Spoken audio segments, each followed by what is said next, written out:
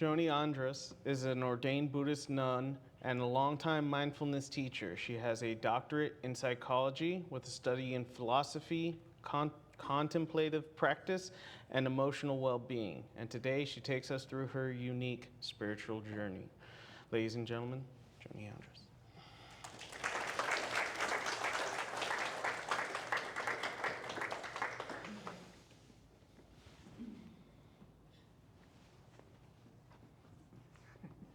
Thank you, my hands are full.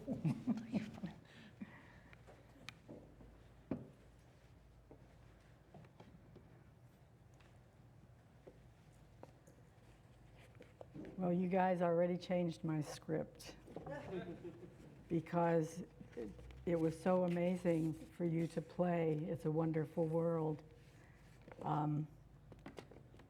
When I was pregnant with Sam,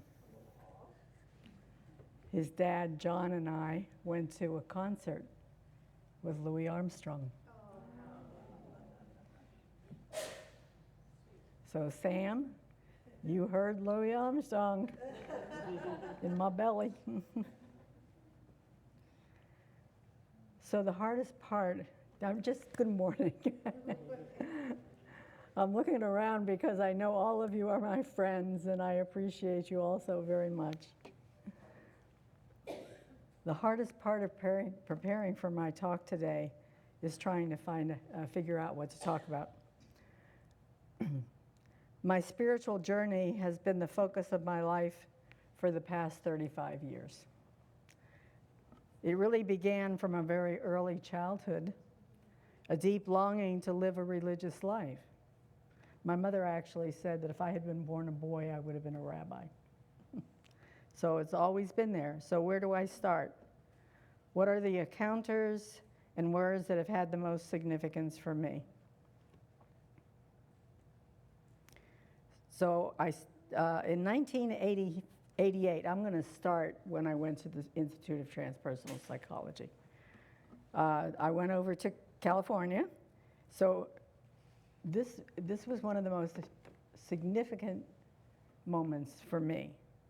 Early on in the program, we had a special weekend teaching from Kennett Roshi, who was a British Buddhist abbess, most famous for having been the first female Roshi to be sanctioned by the Soto School of Japan to teach in Western countries.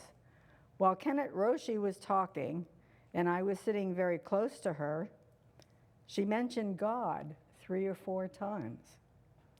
And each time she spoke the word God, I felt a palpable energy.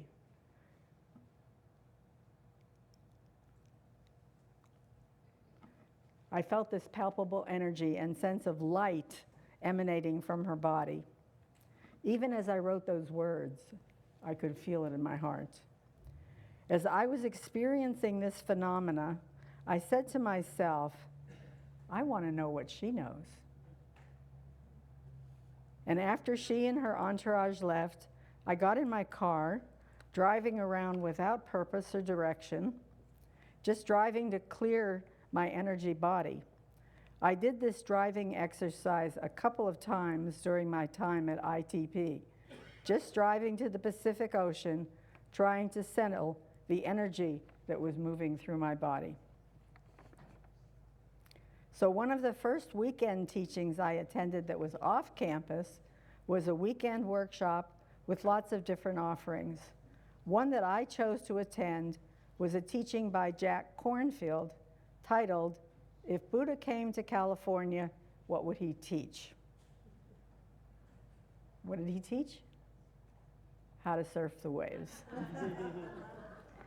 So Jack spoke about the 4 noble truths, the truth of suffering, the cause of suffering, the truth of the cessation of suffering, and the Eightfold Path. What resonated for me was the first, the truth of suffering.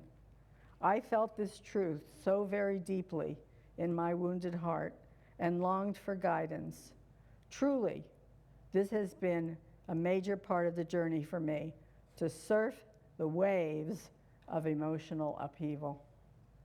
I have listened to these teachings from so many of my teachers, And slowly, this is really slow process. The heart-mind is responding. And then the second part of the journey, opening to the teachings on the nature of mind, Dzogchen teachings. About 4 months after attending the retreat weekend where I heard Jack Kornfield teach, I went to a teaching by the Dalai Lama in San Jose.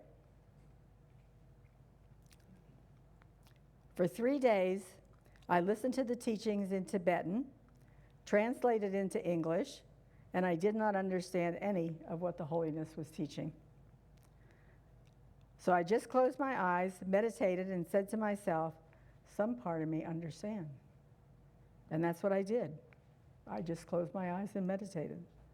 And then on the third day, His Holiness gave an empowerment, which is a very long ritual blessing. The empowerment was a special blessing ceremony to invoke the wisdom of the teacher Padmasambhava, who had brought Buddhism into Tibet from India. The ceremony had a very powerful effect on my whole body. I felt very vulnerable and could not leave my home for a couple of days. I called Sam, I don't know if I called him or he called me, and he said, Mom, don't leave home. It was that easy. So I didn't. So here are the two main aspects of my journey, my spiritual journey. Learning how to work with these conflicting emotions that rule one's life and connecting to the true nature, our true nature, nature of mind. It's like two wings of a bird. They are completely related. Working with conflicting emotions, understanding the truth of our nature, the truth of our nature, and then in the middle, the body of that bird is what we call bodhicitta, which is the cultivation of loving kindness and compassion. My first retreat was a 10-day retreat in Yucca Valley under the guidance of Jack Kornfield. I'm not sure what the schedule was, but lots of sitting meditation, walking meditation, and a Dharma talk every evening. On the last day, Jack announced that Insight Meditation Society in Massachusetts was looking for volunteer staff. So that is where I spent the next year.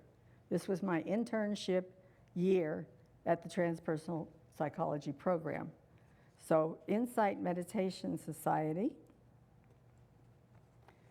a year of hearing the foundational Buddhist teachings from Joseph Goldstein, Sharon Salzberg, and so many other incredibly wise and wonderful teachers. On returning to California to begin my dissertation year, I met a Welsh Lama who taught Tibetan Buddhism. I studied with him for 3 years, but had to end the student-teacher relationship because it wasn't working for me. By this time, I had moved to Tallahassee to live with my daughter-in-law, Pam, and granddaughter, Tiffany, working on finishing my dissertation. In Tallahassee, I began having meditation mindfulness groups. While I was living in Tallahassee, my mother died. After her death, I began what I called my 2.5 years of spiritual wandering, starting with a month-long retreat with a Tibetan Buddhist teacher from Toronto, Khenpo Sonam Rinpoche. So Khenpo Sonam Rinpoche is the one on the right, and his teacher was Neosho Ken. These are incredibly wonderful nature of mind teachers. A month of total immersion on this month-long retreat, study, contemplation, and practice, deepening my understanding and opening my heart more and more.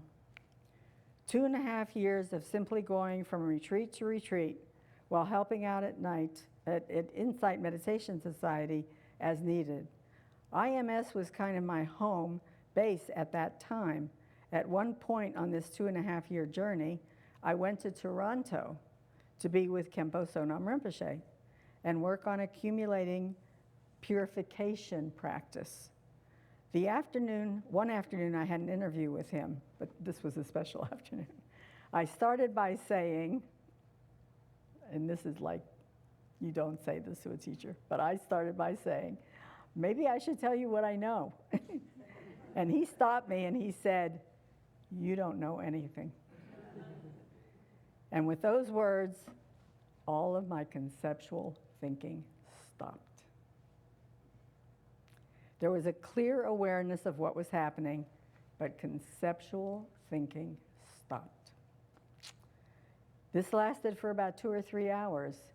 I left his apartment.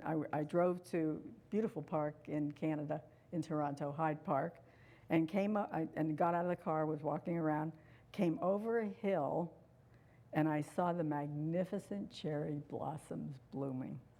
It was an orchard. It was gorgeous. It was just absolutely breathtaking. So back to IMS, the director, Edwin Kelly, offered me a paid position to stay on as his assistant. I consulted with my sons Sam and Jeff, and Jeffrey asked me to come back to Florida to be a grandmother to his children. So I moved to West Palm Beach, which is kind of a whole story by itself, and lived with Lama Chime. And Lama Chime is in the middle. These are his 2 sons, and these are my main teachers now, Kenshin Palden and Kempo Sewang. So I lived with Lama Chime, and I could spend an hour, if not more, telling you stories about Lama Chime. So I became very active in the West Palm Beach Dharma Center and community. I helped in finding the home for the Dharma Center in Lake Worth. I think the most significant event during my time in West Palm Beach was doing a 49-day purification practice, 49 days, when Lama Chime died. When he died, the first week, we did a practice every day with the Kempos, Kempo Sewang and Kenshin Palden. But then they left and went back to New York, their monastery. And after that, I led a practice every night for the rest of 49 days. And it was a purification practice where you recite this long syllable mantra, and you recite it for 108 times. And it was just probably the most wonderful thing I've ever done in my life, other than have my children. So, one night I was called out to sit with a family whose father was dying. So somebody else stepped in for me that night. But it was just such a beautiful heart thing to do that, you know? In 2005, I made my request to Kempos to ordain, and they granted me my wish. Oh, let me just back up a little bit, because here's a picture of Kenshin, and he passed away in 2010. And this is Kempo Sewang. So these are my main teachers. In 2005, I made my request to Kempos to ordain me, and they granted my wish. On February 19, 2006, which happened to be the anniversary of Lama Chime's passing, which is pretty interesting, I was ordained in Shravasti, India, in our miracle stupa. I cannot describe the size of this. This slide just doesn't do it justice. So that dome at the top, you know, just that area. First of all, you walk in and there's a temple at the bottom. I mean, it's like at least the size of a football field. And you walk in, there's a temple, and then that's where they ordained me, was in the temple that was under all of this, you know. So in that dome, there is sacred soil, sacred texts, and ashes of Lama Chime. My whole beingness felt the energy of what was over my head. After ordination, I got breast cancer and was in treatment for about 5 months. The only thing really good that happened out of that was that I met my friend Sylvia, who's become, Sylvia Press has become, she was my social worker. And she's become my spiritual friend now for all of these years. This is many years ago, and 20 years ago. And we talk at least once or twice a week. And we just support each other in our path. I was also able to go to our month-long retreat in the Catskills after I finished my treatments. The other thing that happened when I was struggling with the breast cancer was like, okay, I'm going to get through this. What do I want to do with the rest of my life? And what I wanted to do, what I had always wanted to do, was be a hospice chaplain. So when I came back from the retreat, I did my training, and I became a hospice chaplain.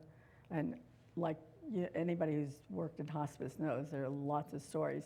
But I want to tell you one story because this was pretty remarkable. Lovely Cuban family whose wife, mother, grandmother is in a coma and had been suffering from dementia, Alzheimer's, for the past 5 or 6 years, not spoken a word, not spoken a word. The doctor comes in to examine her, her doctor, her personal doctor, comes in to examine her, tells her to lift her leg, and she lifts her leg. Then he tells her to roll on her side, and she rolls on her side. And then she starts talking, telling her husband, I'm going to cry, what a wonderful man he has been to take care of her all these years, not to have any regrets for anything because he was so wonderful, and how wonderful the children have been and how much she loves them.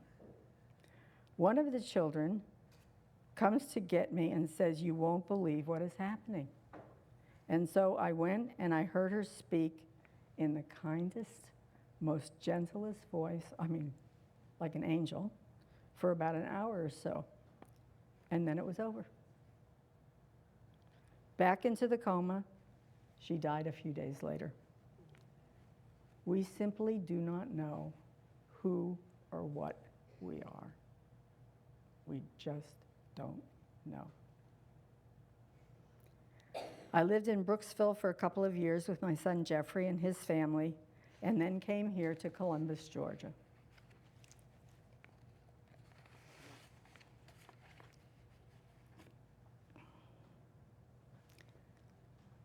Shortly after I got here, I went to the North Columbus Branch Library and asked if they would be open to my teaching mindfulness and meditation. The assistant librarian who I spoke to said she was hoping to offer such a program, but was not sure how to implement it. Perfect fit. Living with Victoria's mother, Norma, meeting Connie and Ron here at the UU Fellowship, joining Maureen's spiritual, this is like, 10 years ago? Maureen's spiritual discussion circle, Joyce's book club discussions, and falling in love with my UU Fellowship family.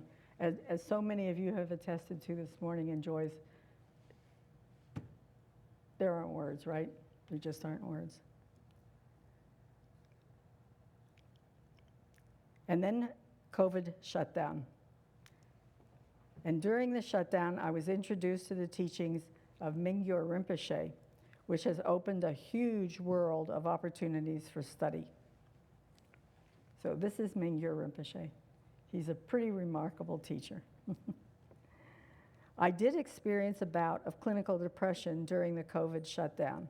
I went on antidepressants, did a 2-week rehab program, and then met with a psychiatrist for about 6 weeks and was able to come off the meds.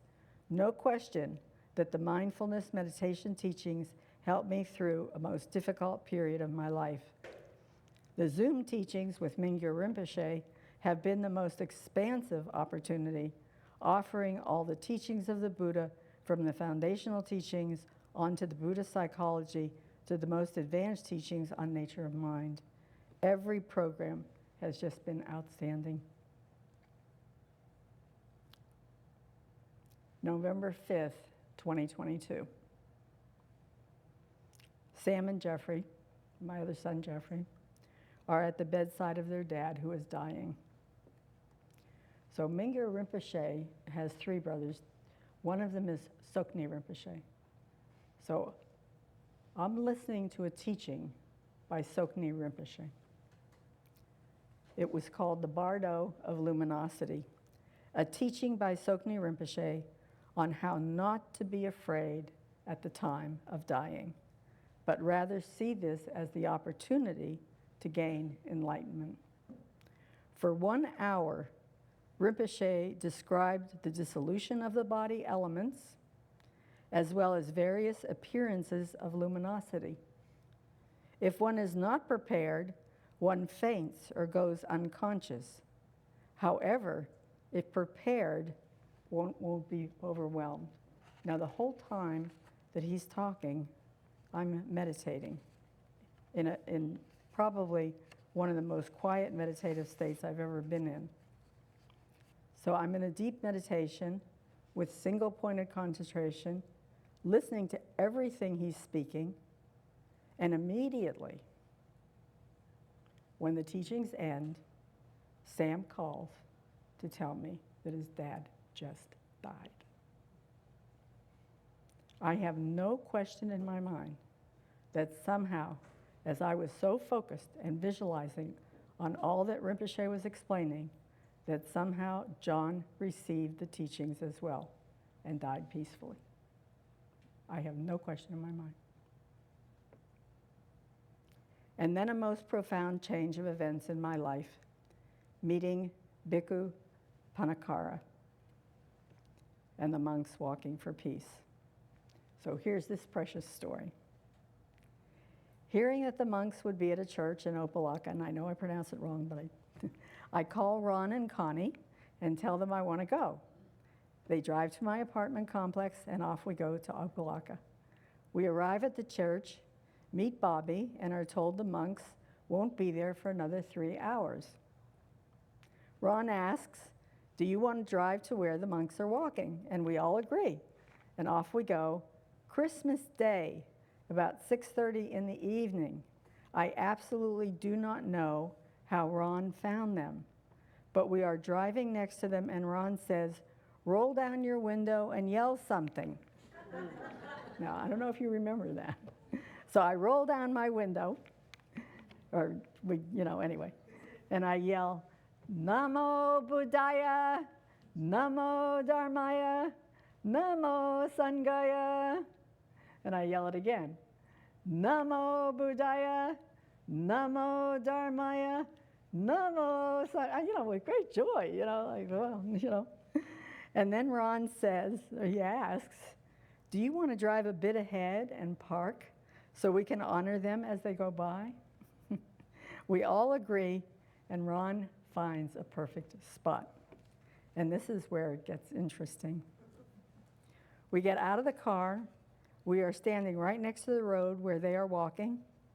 I have my head bowed like this, in deep respect. And Parnakara stops in front of me. And I think mind to mind. He says, "Look up."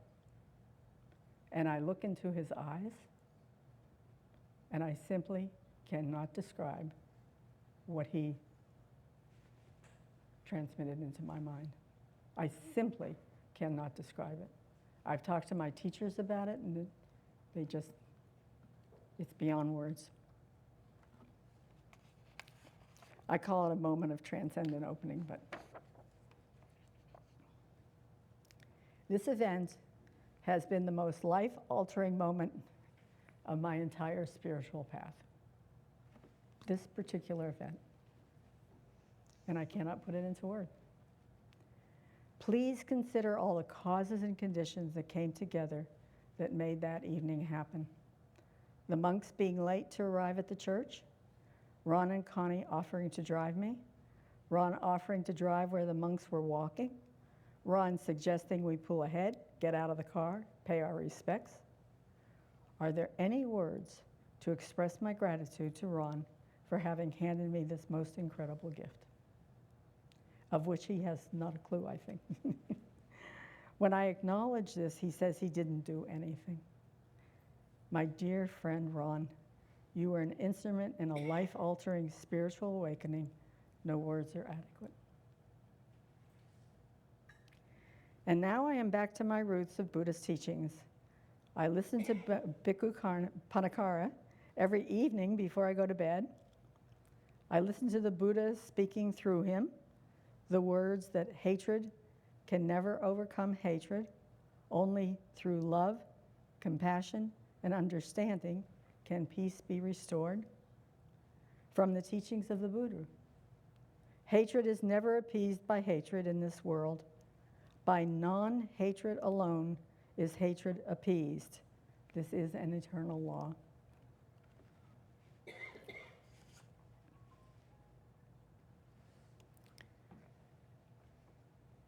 So this is my spiritual path.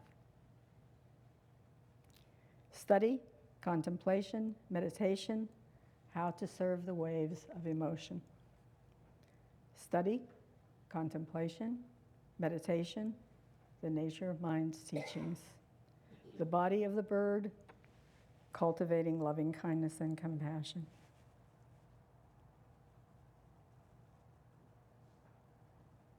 And how many of us have found Buddhism by the words, be a lamp unto yourself. You have to do it. Each of us has our own path. We each do it in our own way. So, thank you. Thank you for listening. And thank you for all the love and support that I get from every person sitting in this room. Some of you I know well, some of you I don't know that well, but all of you, this is the most remarkable, what we call Sangha, spiritual community. So thank you.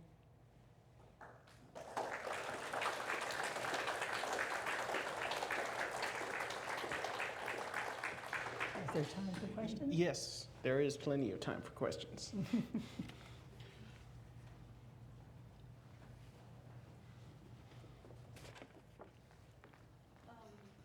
I just want to say that Joanie's Saturday morning classes, meditation, and Buddhist studies are a path to peace and happiness. It took, been doing 3 years or so, 4 years? I've known Joanie a lot longer before we started going to the classes, but I used to think wisdom just came with aging. It does not. I thought intelligence came from study. Well, that's part of it, but really what happens is you learn peace and happiness. Thank you. Thank you, Carmen.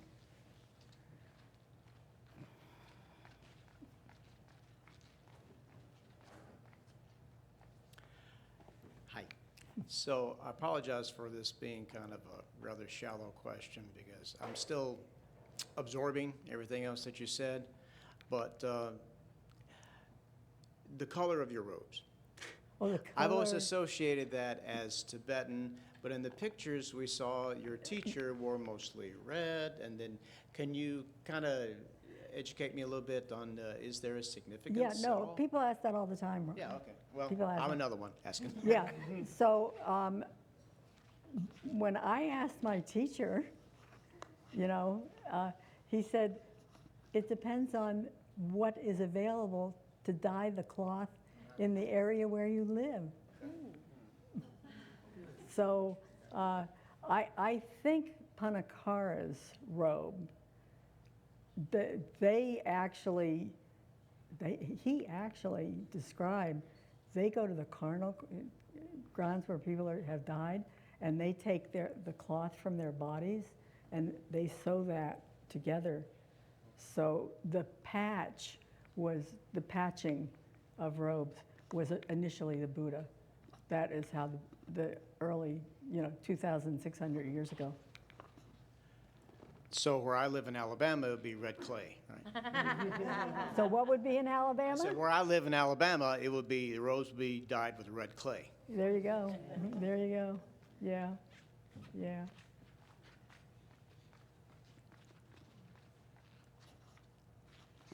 Joanie, I'm just amazed at your whole spiritual path. and especially all the different people that were your teachers and all the different countries they came from, and you being ordained and going to India, were they always speaking in English? How did you manage all that? All of the teachings, when you go to a teaching, and if there's like Kenshin would speak in Tibetan. I have a great story about that. So Kenshin is teaching in Tibetan, right? And Khenpo Sewang, his brother, would translate for him. And so Kenshin's teaching, Khenpo's translating. In the middle of the translation, Kenshin says to Khenpo, "That's the wrong word." And one of the most beautiful teachings that I ever had, Michelle, was Khenpo Sewang, this is the younger brother, leans into his brother. No sign of annoyance, no sign of, like, none of that. He leans into his brother to hear what was the correct word. So, like when I listened to the Dalai Lama, that was the first time I heard a Tibetan teaching in Tibetan. And it was I just closed my eyes and meditated. Because I do believe in our heart of hearts that we know, something in us knows. And we don't know it consciously.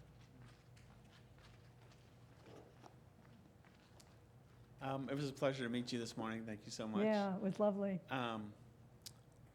I don't know a whole lot about Buddhism, but I'm looking at the 6 words behind you, and I'm curious how Buddhism in general, without being too long, obviously, fit into, or reason and justice fit into Buddhism. The other 4, I think, are pretty obvious. That's a great question. My friend Larry, we talk about this. Engaged Buddhism, it's not my path, but it is for some. There's a great Theravadan, which is foundational teacher. His name is Bhikkhu Bodhi, who is very, very engaged.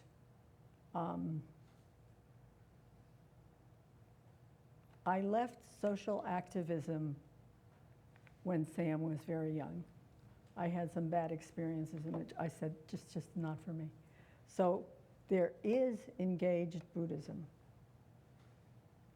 I don't know if that answers your question or not, but my shtick, excuse my Yiddish, is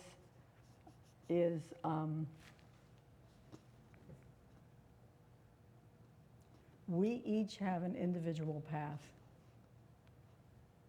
And I would only wish and hope for everybody to find their own path. Buddhism is not for everybody, obviously. But there are so many ways to approach Buddhism. And on Saturday morning when we do Buddhist studies, I try to emphasize that over and over and over. Nobody is trying to convert you to Buddhism. It is about finding your own spiritual wisdom and your own spiritual path. Thank you for asking. So when you said you stopped thinking conceptually, Yeah. I'm not sure I understand that. I don't know if I can explain it. Oh, well, it's okay. Other than, if you, so I'll try my best, okay?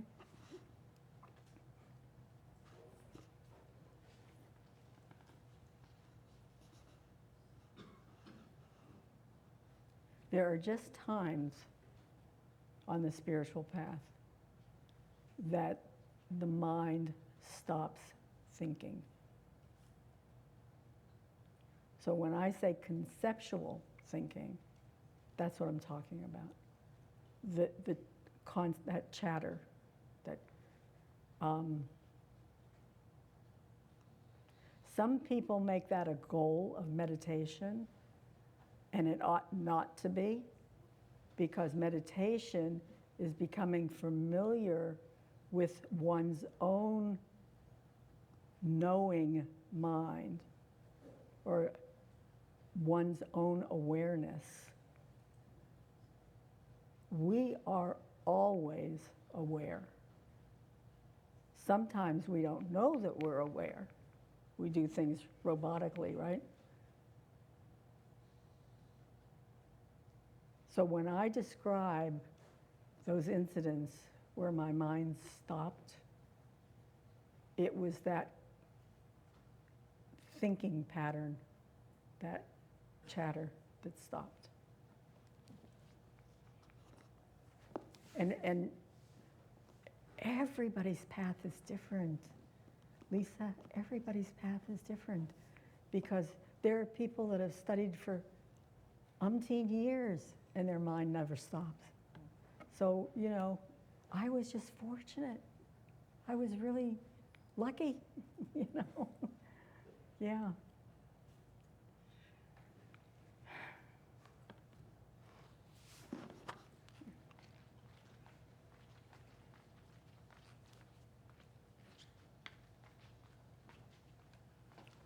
What were the beautiful words you were shouting out the window? Oh. What did that mean? Oh. Namo Buddhaya. Okay, so what you're saying is homage to the Buddha. Namo Dharmaya, homage to the teachings. The Dharma is the teachings. Namo Sangaya, it's all of us here. It's the spiritual community. So these are called the 3 jewels in Tibet. Oh, no, I mean in Buddhism. I mean, all of Buddhism reflects on these as the 3 jewels. The Buddha, the fact that he came into this. I mean, the story of the Buddha is pretty amazing because he came from a very, very wealthy family. He was a prince of a whole area. Anyway, and left it all. Went off and did that. Did his work of awakening. But so the Buddha paying homage, and one of the things, and some of you may know this, but I'm going to share it with you anyway. I kind of watch Panakara every night. I listen to his teachings over and over and over, and they did some of you came to the Vesak celebration where I showed the slides, and at the very end, his teacher, Panakara's teacher, Ratnaguna, goes into the center of this incredible mandala of 24,000 candles and bows to each of the Buddhas. There are 4 Buddhas. So I look at that every night before I go to bed because that reminds me what this is all about for me. It reminds me what this is all about for me, is coming to that place of appreciating what the Buddha brought into this world.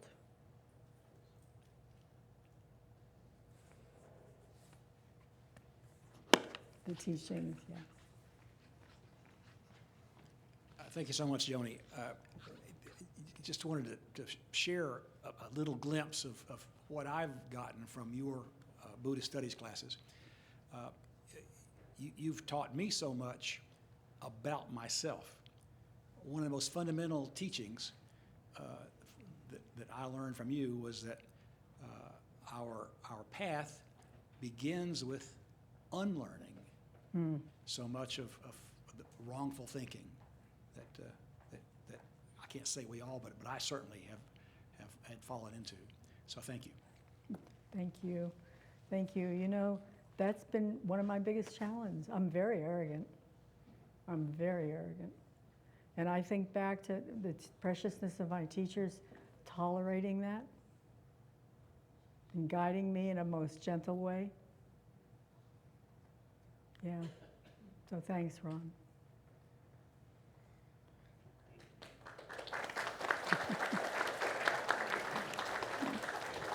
Okie dokie.